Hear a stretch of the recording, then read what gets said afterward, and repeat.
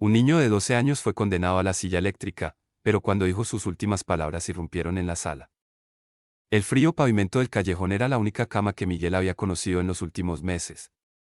A sus escasos 12 años, las calles de la ciudad se habían convertido en su hogar, un laberinto de concreto y sombras que lo acogía cada noche. El chico se acurrucó más en su desgastada manta, intentando escapar del gélido aire nocturno que se colaba entre los edificios. Los primeros rayos del sol apenas comenzaban a asomarse cuando un estrépito lo sacó bruscamente de su sueño. Antes de que pudiera abrir completamente los ojos, unas manos ásperas lo agarraron por los hombros, levantándolo del suelo. Arriba, mocoso. Sabemos que fuiste tú, gruñó una voz ronca y autoritaria. Miguel parpadeó, confundido y aterrorizado, encontrándose cara a cara con dos oficiales de policía. Sus uniformes azules y sus expresiones severas contrastaban con el desordenado callejón. ¿Yo qué? No he hecho nada, balbuceó Miguel, su voz quebrándose por el miedo y la sorpresa. El oficial más alto, cuyo nombre en la placa rezaba, Ramírez, lo miró con desdén. No te hagas el inocente. Testigos te vieron salir corriendo de la tienda de don Ernesto anoche. Y ahora el pobre hombre está muerto. Las palabras cayeron como un peso helado en el estómago de Miguel. Don Ernesto muerto. El anciano dueño de la tienda de la esquina, que a veces le regalaba un pan cuando lo veía hurgar en los contenedores de basura. ¿Muerto? Yo no. No puede ser, tartamudeó Miguel, las lágrimas comenzando a formarse en sus ojos. El otro oficial, más joven y con una expresión ligeramente más suave, intervino. Mira, chico, será mejor que vengas con nosotros sin hacer escándalo. Todo se aclarará en la estación, pero Miguel sabía, por su corta pero dura experiencia en las calles, que nada se aclaraba fácilmente para alguien como él. Sin familia, sin hogar, sin nadie que pudiera defenderlo, era el sospechoso perfecto. Mientras lo esposaban y lo conducían al coche patrulla, Miguel no pudo evitar pensar en cómo había llegado a este punto. Recordó la última vez que vio a su madre, con los ojos vidriosos por el alcohol, diciéndole que saldría, solo por un momento. Eso había sido hace más de 6 meses. Desde entonces, las calles se habían convertido en su único refugio, y la supervivencia diaria, en su única preocupación. En la estación de policía, Miguel fue llevado a una pequeña sala de interrogatorios. El frío metal de la silla contra su espalda le provocó un escalofrío. Frente a él, los oficiales Ramírez y su compañero, cuya placa indicaba Morales, lo miraban fijamente. Muy bien, Miguel, comenzó Ramírez, su voz cargada de una falsa amabilidad. Sabemos que estuviste en la tienda de don Ernesto anoche. Varios vecinos te vieron salir corriendo poco después de las 10 p.m. ¿Qué tienes que decir al respecto? Miguel, con la garganta seca y el corazón latiendo a 1000 por hora, intentó explicarse. Yo paso por allí todas las noches. Don Ernesto a veces me da algo de comer. Pero anoche, la tienda ya estaba cerrada cuando pasé. No entré, lo juro. Morales, el oficial más joven, inclinó la cabeza con curiosidad. ¿Y por qué te vieron correr? Entonces, había unos tipos grandes en la esquina. Me dieron miedo y corrí. Siempre corro cuando veo gente que parece peligrosa, respondió Miguel, su voz apenas un susurro. Ramírez golpeó la mesa con la palma de su mano, sobresaltando al niño. Deja de mentir. Encontramos esto cerca de la escena del crimen. Arrojó una pequeña navaja sobre la mesa. Tiene tus huellas por todas partes. Miguel miró el objeto con horror. Era cierto, era su navaja, un regalo de su padre antes de que éste los abandonara. La usaba para cortar cartones y hacer pequeñas artesanías que a veces lograba vender. Pero nunca, jamás, la había usado para lastimar a nadie. Esa es mi navaja, admitió Miguel, las lágrimas corriendo libremente por sus mejillas. Pero la perdí hace unos días. Alguien debió encontrarla y... Basta de excusas, interrumpió Ramírez. Tenemos un testigo que dice haberte visto salir de la tienda con las manos manchadas de sangre. Confiesa de una vez y tal vez el juez sea más indulgente contigo. Miguel sintió que el mundo se desmoronaba a su alrededor. ¿Cómo podía alguien haberlo visto hacer algo que no hizo? ¿Quién querría incriminarlo de esa manera? Las siguientes horas fueron un torbellino de confusión y miedo. Miguel fue llevado a una celda, donde pasó la noche sollozando en silencio, rogando que todo fuera una pesadilla de la que pronto despertaría. A la mañana siguiente, un hombre de traje arrugado y expresión cansada se presentó como su defensor público. Escucha, chico, dijo el abogado, hojeando distraídamente un expediente. Las cosas no se ven bien para ti. Todas las evidencias apuntan en tu contra. Mi consejo es que te declares culpable. Tal vez logremos un trato con el fiscal y evitemos. Pero yo no lo hice, interrumpió Miguel, desesperado.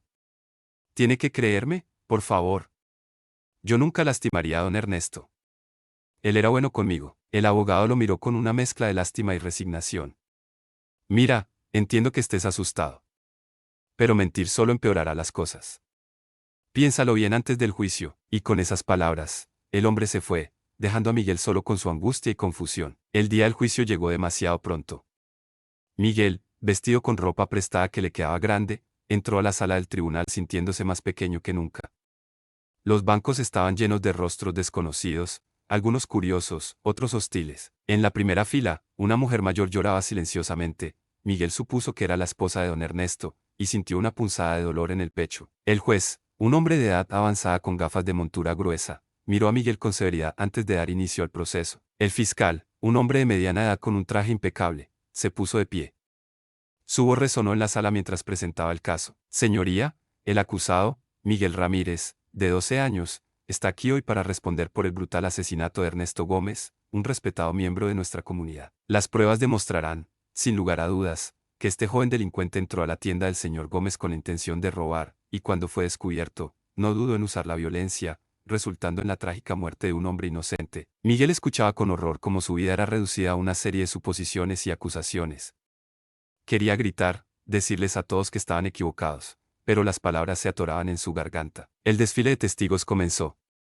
Vecinos que juraban haberlo visto correr desde la tienda, expertos forenses que hablaban de huellas dactilares y manchas de sangre, incluso un psicólogo que, tras una breve evaluación, declaró que Miguel mostraba tendencias antisociales y falta de empatía típicas de jóvenes delincuentes. Cuando llegó el turno de la defensa, el abogado de Miguel apenas hizo preguntas, limitándose a murmurar objeciones ocasionales que el juez desestimaba rápidamente. Finalmente, llegó el momento que Miguel más temía, su turno de testificar.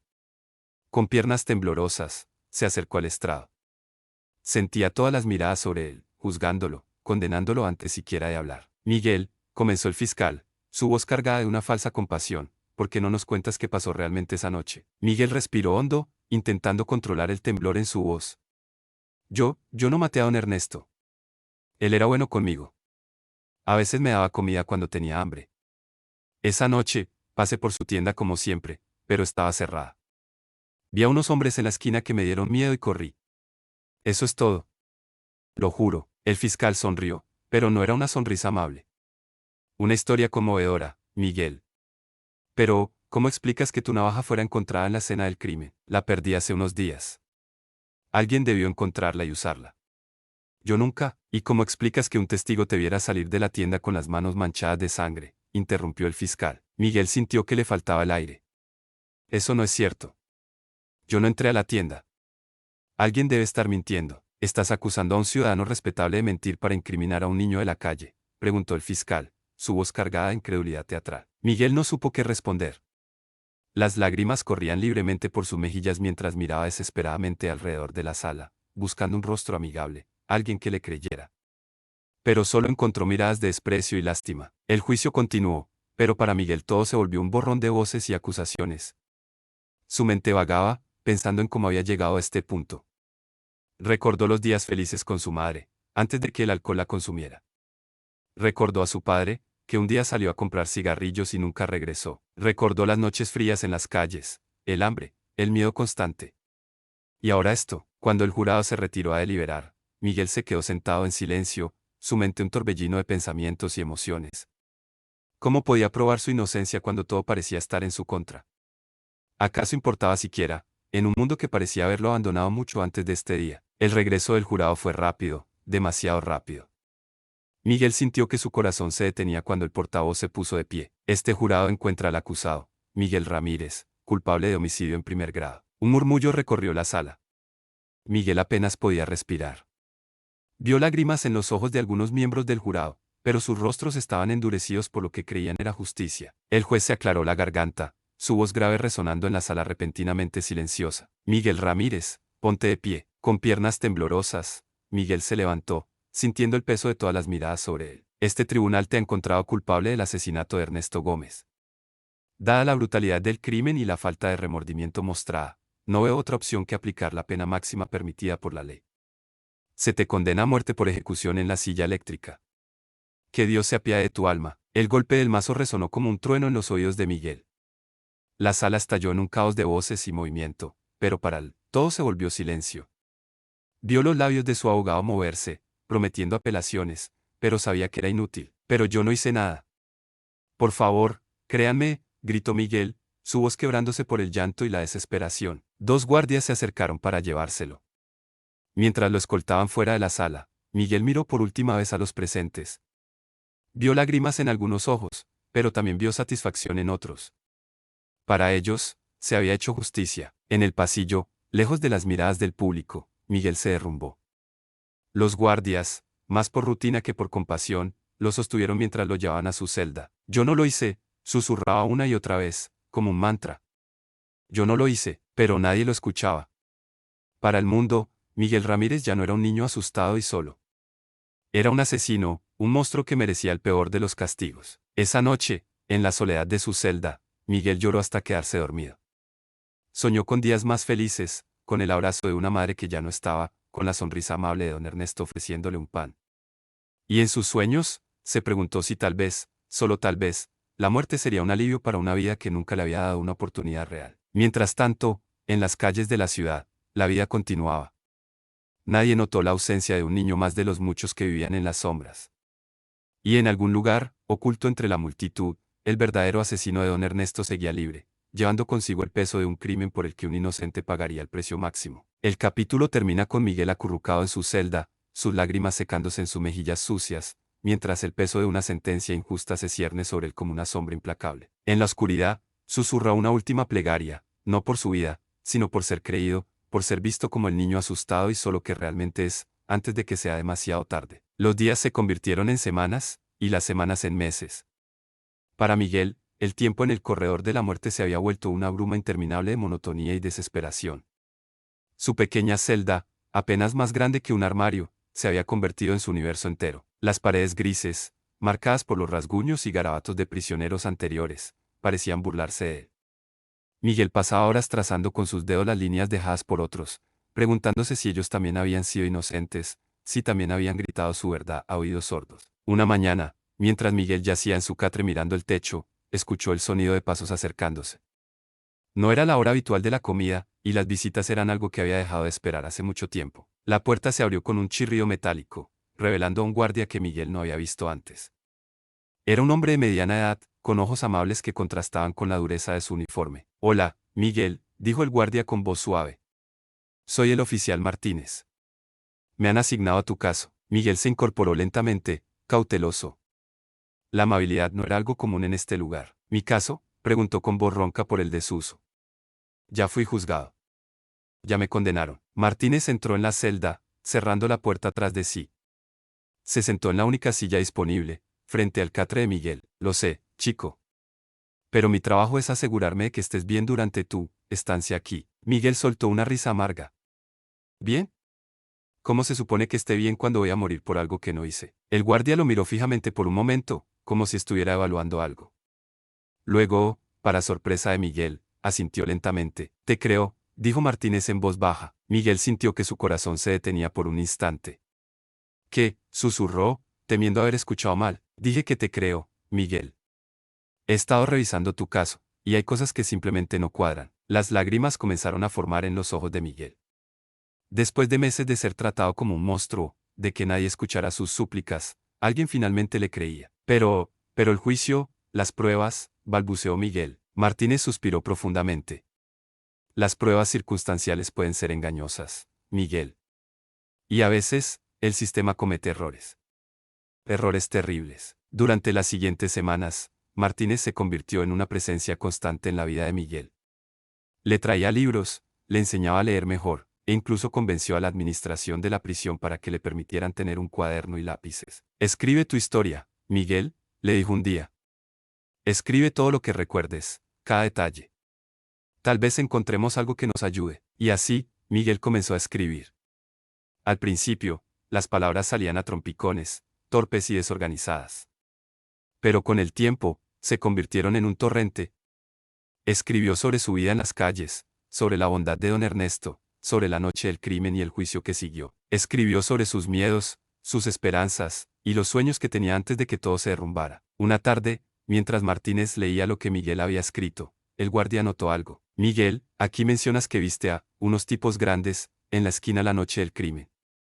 ¿Podrías describirlos? Miguel cerró los ojos, intentando recordar. Uno era muy alto, con una cicatriz en la mejilla. El otro era más bajo, pero musculoso. Tenía un tatuaje en el cuello, creo que era una serpiente o algo así. Martínez palideció visiblemente. Miguel, ¿estás seguro de esto? El niño asintió. Sí, por eso corrí. Me dieron miedo. El guardia se puso de pie abruptamente. Necesito investigar algo. No pierda la esperanza, chico. Los días siguientes fueron una agonía para Miguel. Martínez no regresó, y el miedo comenzó a apoderarse de él nuevamente. Había hecho algo malo. Había perdido a su único aliado. Mientras tanto, fuera de los muros de la prisión, Martínez trabajaba incansablemente. La descripción de Miguel coincidía con la de dos conocidos criminales de la zona. El guardia comenzó a tirar de hilos, a hacer preguntas, a buscar en archivos olvidados. Pero el tiempo corría en su contra. La fecha de ejecución de Miguel se acercaba inexorablemente. Una noche, a solo una semana de la fecha programada, Miguel fue despertado por el sonido de su puerta abriéndose. Era Martínez, con el rostro pálido y ojeroso. Miguel, escúchame bien, dijo el guardia, su voz cargada de urgencia. He encontrado algo, una pista que podría exonerarte. Pero necesito más tiempo para probarlo. El corazón de Miguel latía con fuerza. Pero, la ejecución. Martínez puso una mano en el hombro del niño. Estoy haciendo todo lo posible para conseguir un aplazamiento. Pero Miguel, necesito que seas fuerte. Pase lo que pase, no pierdas la esperanza. ¿Me entiendes? Miguel asintió, las lágrimas corriendo por sus mejillas. Lo intentaré, susurró. Los días siguientes fueron un torbellino de actividad. Abogados iban y venían, Martínez aparecía y desaparecía, siempre con nuevos papeles, nuevas preguntas. Pero a pesar de todos los esfuerzos, el tiempo se agotaba. La víspera de la ejecución llegó. Miguel yacía en su catre, mirando el techo, su mente un torbellino de pensamientos y emociones. Pensó en su madre, preguntándose si sabría lo que estaba pasando. Pensó en don Ernesto, lamentando no haber podido despedirse. Y pensó en Martínez, el único adulto que le había mostrado verdadera bondad en mucho tiempo. En la oscuridad de su celda, Miguel cerró los ojos y comenzó a rezar. No por un milagro, no por su vida, sino por paz. Por comprensión. Por la fuerza para enfrentar lo que vendría con dignidad. Mientras tanto, en una oficina a kilómetros de distancia, Martínez trabajaba frenéticamente, revisando documentos, haciendo llamadas. Sabía que estaba cerca, tan cerca de la verdad. Pero el reloj seguía avanzando, implacable. A medianoche, exhausto y desesperado, Martínez miró el reloj y se dio cuenta de que solo quedaban horas. Con un último destello de determinación, tomó su teléfono y marcó un número que había jurado nunca usar. Necesito tu ayuda, dijo en cuanto respondieron. Es sobre caso de niño. Creo que he encontrado algo, pero necesito más tiempo. Al otro lado de la línea, una voz grave respondió, sabes lo que me estás pidiendo, ¿verdad? Si esto sale mal, ambos caeremos. Martínez cerró los ojos, consciente del peso de su decisión. Lo sé. Pero no puedo dejar que ejecuten a un inocente. No otra vez. Hubo un largo silencio, y luego, de acuerdo. Te conseguiré 24 horas más. Pero será mejor que tengas algo concreto para entonces. Martínez colgó, sintiendo una mezcla de alivio y ansiedad. Había ganado algo de tiempo, pero ahora la presión era aún mayor. Sin perder un segundo, volvió a sumergirse en su investigación. En su celda, ajeno a los esfuerzos desesperados que se hacían en su nombre, Miguel finalmente se quedó dormido. En sus sueños, vio un futuro que nunca tendría, él, mayor, caminando libre por las calles, ayudando a otros niños que, como él, habían sido abandonados por el mundo. El capítulo termina con la imagen de Miguel dormido, una lágrima solitaria deslizándose por su mejilla, mientras el reloj marca las 3 de la mañana. En unas pocas horas, será llevado a la silla eléctrica. Será suficiente el tiempo que Martínez ha conseguido. O el sistema fallará una vez más, condenando a un inocente a pagar el precio máximo. La tensión se acumula, y el destino de Miguel pende de un hilo, mientras la verdad lucha por salir a la luz en una carrera contra el tiempo. El amanecer llegó con una cruel indiferencia. Los primeros rayos de sol se filtraron a través de la pequeña ventana de la celda de Miguel, encontrándolo ya despierto, sentado en el borde de su catre con la mirada perdida en el vacío. El sonido de pasos acercándose hizo que su corazón se acelerara. La puerta se abrió, revelando a dos guardias con expresiones sombrías. Es hora, chico, dijo uno de ellos, su voz sorprendentemente suave. Miguel se puso de pie lentamente, sus piernas temblorosas apenas sosteniéndolo.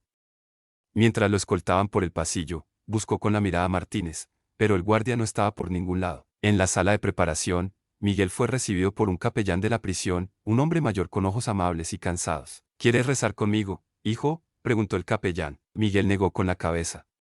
No sé si Dios me escucha, susurró. El capellán puso una mano en su hombro. Dios siempre escucha, Miguel. Especialmente a los inocentes. Esas palabras provocaron que las lágrimas que Miguel había estado conteniendo finalmente fluyeran. Yo no lo hice, dijo entre sollozos. De verdad no lo hice. El capellán lo abrazó, permitiendo que el niño llorara en su hombro. Te creo, hijo, murmuró. Y creo que la verdad saldrá a la luz, de una forma u otra. Mientras tanto, en una oficina al otro lado de la prisión, Martínez trabajaba frenéticamente. Había pasado la noche entera revisando archivos, haciendo llamadas, siguiendo pistas. Y finalmente, minutos antes, había encontrado algo. Lo tengo, exclamó, levantándose de un salto. Tomó los documentos que había reunido y salió corriendo de la oficina. En la sala de ejecución, Miguel fue atado a la silla eléctrica. El proceso, diseñado para adultos, hacía que las correas le quedaran demasiado grandes, un recordatorio cruel de su juventud. El alcaide se acercó, su rostro una máscara de profesionalidad que apenas ocultaba su incomodidad. Miguel Ramírez, ¿tienes algunas últimas palabras? Miguel miró alrededor de la sala, a los testigos reunidos detrás del cristal, a los guardias, al médico que esperaba en un rincón. Tomó un respiro profundo y comenzó a hablar, su voz sorprendentemente firme. Yo no maté a don Ernesto. Él era bueno conmigo, me trataba como a un hijo cuando nadie más lo hacía. Sé que todos aquí piensan que soy un monstruo, pero no lo soy. Solo soy un niño que quería ser amado, que quería tener una familia. Perdí a mis padres, perdí mi hogar, y ahora voy a perder mi vida por algo que no hice. Pero no los odio, solo espero que algún día sepan la verdad y que, de repente, las puertas de la sala se abrieron de golpe. Martínez entró corriendo, seguido de cerca por el fiscal del caso y varios oficiales. Detengan la ejecución, gritó Martínez, agitando unos papeles en el aire. Tenemos nueva evidencia. El alcaide, sorprendido por la interrupción, levantó una mano para detener el proceso. ¿Qué está pasando aquí? Martínez se acercó, jadeando. Señor, hemos encontrado pruebas que exoneran a Miguel. El verdadero asesino ha confesado. Un murmullo de asombro recorrió la sala. Miguel, aún atado a la silla, apenas podía creer lo que estaba escuchando. El fiscal, con el rostro pálido, tomó los documentos de manos de Martínez y los revisó rápidamente. Después de un momento, asintió gravemente. Es cierto, dijo, su voz cargada de emoción. Tenemos una confesión firmada de Roberto Sánchez, un conocido criminal. Admite haber matado a Ernesto Gómez durante un robo que salió mal. También admite haber plantado la navaja de Miguel en la escena para desviar las sospechas. El alcaide, visiblemente conmocionado, dio la orden de liberar a Miguel inmediatamente. Mientras los guardias se apresuraban a desatarlo, el niño rompió en llanto, una mezcla de alivio, shock y emociones reprimidas durante meses. Martínez se acercó a Miguel, arrodillándose frente a él. ¿Lo logramos, chico? Eres libre. Miguel se lanzó a los brazos del guardia, sollozando incontrolablemente. Gracias, repetía una y otra vez. Gracias por creerme. En los días siguientes, el caso de Miguel se convirtió en noticia nacional. La historia del niño inocente que casi es ejecutado por un crimen que no cometió sacudió la conciencia del país. Se llevaron a cabo investigaciones exhaustivas que revelaron fallos sistémicos en el manejo del caso. El juez que había presidido el juicio de Miguel renunció en medio del escándalo. El fiscal enfrentó una investigación por mala conducta profesional. Miguel, por su parte, fue puesto bajo la custodia temporal del Estado mientras se buscaba una familia adoptiva adecuada. Martínez, conmovido por todo lo que el niño había pasado, inició el proceso para convertirse en su tutor legal. Semanas después del día de la casi ejecución, Miguel fue invitado a dar un discurso en una conferencia sobre reforma judicial. Parado frente a una audiencia de cientos de personas, incluidos legisladores y activistas, Miguel habló con una madurez más allá de sus años. Lo que me pasó a mí no debería pasarle a nadie más. Ni a un niño, ni a un adulto. Nadie debería ser condenado sin pruebas sólidas. Nadie debería ser abandonado por el sistema que se supone debe protegernos. Espero que mi historia sirva para que cambien las cosas, para que se haga justicia de verdad, no solo venganza. Sus palabras fueron recibidas con una ovación de pie. Lágrimas corrían por los rostros de muchos de los presentes, conmovidos por la fuerza y la sabiduría de este niño que había mirado a la muerte a los ojos y había sobrevivido para contar su historia. El caso de Miguel se convirtió en un punto de inflexión en el debate sobre la pena de muerte, especialmente en casos que involucran a menores. Se implementaron reformas en el sistema judicial para prevenir errores similares en el futuro. Meses después, en una pequeña ceremonia, Martínez finalmente adoptó oficialmente a Miguel. El niño que una vez estuvo solo en el mundo ahora tenía un hogar, una familia y un futuro. Esa noche, mientras Miguel se preparaba para dormir en su nueva habitación, Martínez se sentó a su lado. ¿Cómo te sientes, hijo?, preguntó suavemente. Miguel sonrió, una sonrisa genuina que iluminó su rostro. Me siento, en paz. Y agradecido. Por ti, por esta segunda oportunidad. Martínez abrazó a Miguel, sintiendo una mezcla de orgullo y amor paternal. Tú me enseñaste algo importante, Miguel.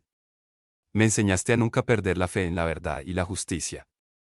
Ahora, es nuestro trabajo asegurarnos de que lo que te pasó a ti no le pase a nadie más. Miguel asintió solemnemente. Lo haremos juntos, dijo con determinación. Mientras Martínez apagaba la luz y cerraba suavemente la puerta, Miguel miró por la ventana.